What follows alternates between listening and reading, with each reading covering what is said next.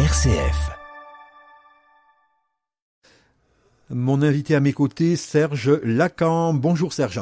Bonjour. Merci. Bonjour à tout le monde. Merci d'être avec nous Serge pour ce début d'année. On va parler bien sûr de choses joyeuses avec vous, puisqu'on va parler des clowns bien entendu. Vous êtes le directeur de 1, 2, 3 Soleil, cette compagnie 1, 2, 3 Soleil qui nous proposera prochainement comment on dit, une rencontre clownesque. Oui, c'est bien ça. C'est bien le mot rencontre, ça me va. On dit cabaret clown, nous, mais rencontre clownesque, tiens, je vais le garder, ça. Je vais le garder. Parce qu'en fait, la posture du clown est une posture de rencontre, en fait, avec soi-même et avec les autres, quoi. Le clown n'existe pas tout seul, il a besoin des autres pour exister, comme chacun d'entre nous, d'ailleurs. Et en même temps, c'est une rencontre avec soi-même, puisque le travail du clown, l'art du clown, c'est d'aller chercher au fond de soi ce qui nous fait vibrer, ce qui nous rend vivants. Alors Serge, ce sera le 20 janvier, on va y venir. Mais en fait, ce jour-là, vous allez présenter le travail d'une année ? Pas du tout. Pas du tout. C'est le travail même de plusieurs années, puisque c'est un groupe de clowns, là, ils sont une vingtaine cette année, qui travaillent avec moi depuis plusieurs années, pour certains depuis 7-8 ans. Donc, avec pour certains un super niveau de clown, d'art clownesque. Voilà. Et en fait, c'est un temps de travail. Je le considère comme ça, c'est un temps de travail qu'on vient montrer au public. Le public vient voir travailler des clowns et comment on travaille le clown. Voilà. Alors, il se peut qu'à des moments, ça prenne l'apparence d'un spectacle parce que il y a des numéros de clowns qui sont aboutis. Donc le clown, le comédien va venir présenter un petit bout de son spectacle, mais ça peut être aussi un travail d'exercice, d'improvisation ou de les amener sur des thématiques, etc. et voir comment les clowns réagissent, quoi. Voilà, il y a rien d'abouti, c'est un temps de travail parmi tant d'autres, et à un moment donné, ce temps de travail, on l'ouvre au public. Et je trouve ça très très intéressant parce que ça permet aussi au public de se rendre compte de ce que c'est le travail du clown, quoi. Que c'est pas juste vous parliez du rire, c'est pas juste faire rire le travail du clown, c'est beaucoup plus profond que ça. Oui, parce qu'il peut y avoir, d'un autre côté, des clowns qui font peur. Oui, alors ça, c'est encore autre chose. Il y a des clowns qui font... Le clown, il travaille sur les émotions. C'est-à-dire, la posture du clown, c'est de recevoir ce qui est là. Alors, je parle pas forcément d'un spectacle abouti, mais le spectacle abouti, il arrive après tout un temps de travail, et ce temps de travail, la posture du clown, c'est je reçois ce qui est là, et je mesure ce que ça fait à l'intérieur de moi. Par exemple, je sais pas, il y a une situation qui se passe, et comment le clown réagit à ça. Et il peut réagir, sa réaction, elle peut faire peur, parce qu'elle elle peut être déroutante, mais elle peut émouvoir, elle peut faire pleurer, elle peut faire rire, etc. Mais c'est venir... En fait, la posture du clown, c'est exacerber la sensibilité de chacun de nous. Voilà. C'est-à-dire ce qu'on a en nous et qu'à des moments on freine parce qu'il y a la bienséance, il y a les codes de l'éducation, etc. Et le clown, il a une certaine liberté par rapport à ça. Et du coup, il peut se laisser aller à une sincérité de réaction, une sincérité, voilà. Voilà. Si quelque chose me fait peur, est-ce que moi dans la vie je me retiens ou je vais essayer de tenir une posture, on va dire, forte. Le clown, s'il a peur, ou si ça lui fait peur, il va se laisser aller à sa peur, par exemple. Ou au contraire, si ça le met en colère, il peut se laisser aller à la colère, tout en ne tombant pas, bien sûr, dans la violence, qui est quelque chose à bannir pour moi dans la posture du clown. Alors, lors de ce cabaret, il peut y avoir des choses jouées sur place, pour une seule fois, en fait. Oui, absolument. Oui. Il y a des clowns qui vont, au travers de ce cabaret, qui viennent, comment dire, mesurer, étalonner un peu leur travail. Par exemple, je pense à des clowns qui sont en train de monter un solo de clown pour le jouer après un spectacle, et ça peut être une étape de travail. Ils vont venir montrer quelque chose de quelque chose de déjà construit. Mais pour certains autres, c'est moi qui vais leur proposer, par exemple, de rentrer sur scène et de venir, je dis n'importe quoi, mais de venir nettoyer la scène. Voilà. Et comment le clown, il se saisit de ça. Voilà. Et il va pas forcément le faire. C'est-à-dire, qu'est-ce que ça me fait à moi, clown, que quelqu'un me dise, il faut que tu ailles nettoyer la scène. Voilà. Il y a tous les possibles. par exemple. Et là, le public, comment il peut être que surpris parce qu'il s'imagine pas ces situations-là pour un clown. Oui, en fait, on a des habitués maintenant parce qu'on fait en gros un cabaret clown par trimestre ou tous les 5-6 mois. Donc on a des habitués qui viennent et qui savent maintenant un peu ce que c'est le travail du clown, mais il y a toujours des gens qui sont surpris avec toujours cette vision du clown, ce que moi j'appelle le clown tarte à la crème, quoi. Qui vient faire trois bêtises, voilà, et pour faire rire le monde. Le clown, il rentre pas pour faire rire au départ. Le clown, il rentre pour être là, disponible à ce qui est là.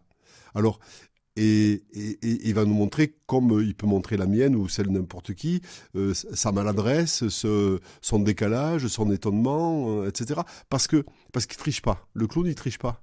Et du coup, il va être dans ce que moi j'appelle une relation primitive, c'est-à-dire comme un enfant, en fait. On retrouve là l'essence de l'enfance, quoi. L'enfant, il triche pas.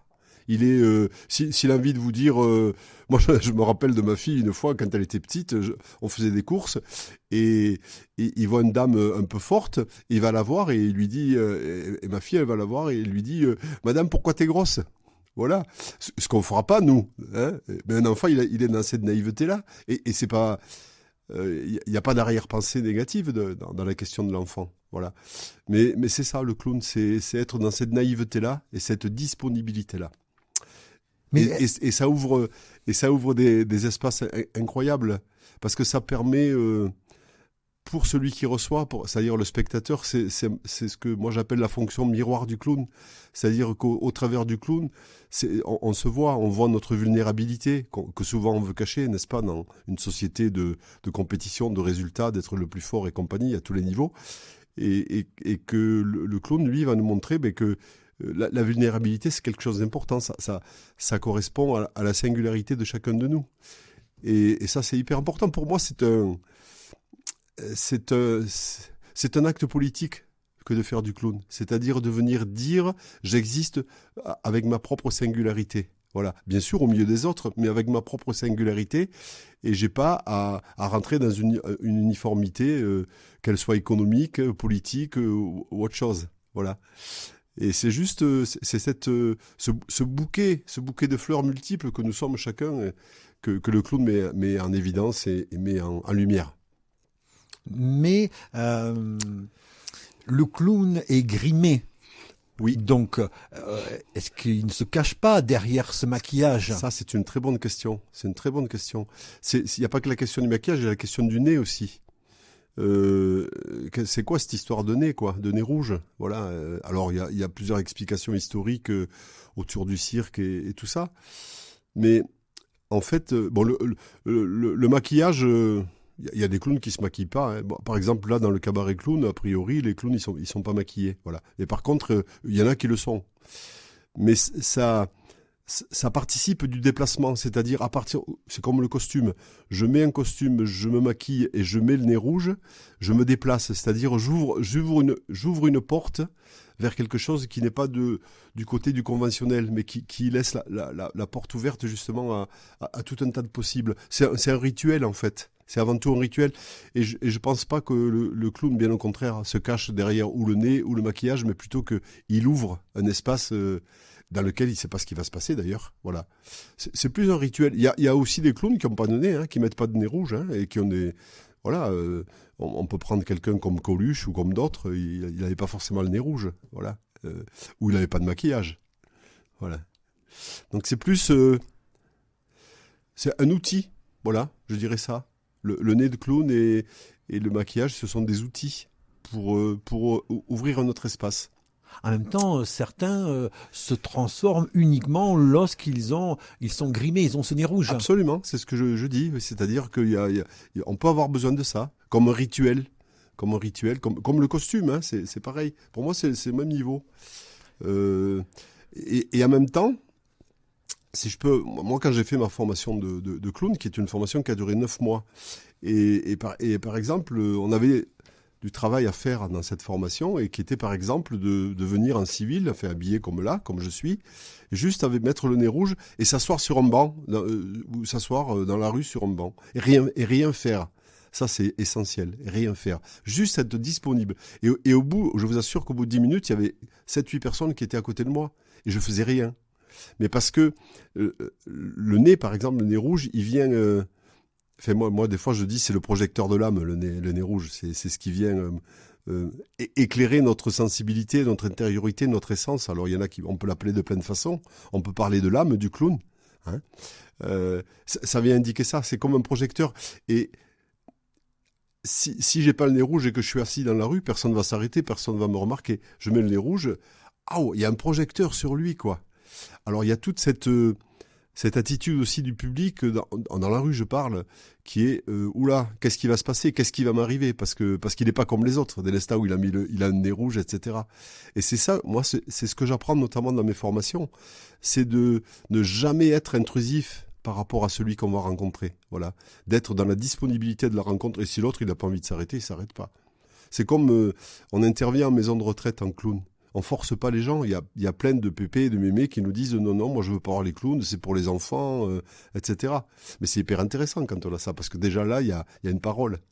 Et peut-être que quelqu'un dit non pour la première fois de sa vie, ou hein. Ça sert aussi à ça. Serge, qui sont les personnes que l'on pourra voir, qui pendant ces années étaient avec vous et que l'on va voir lors de ces cabarets?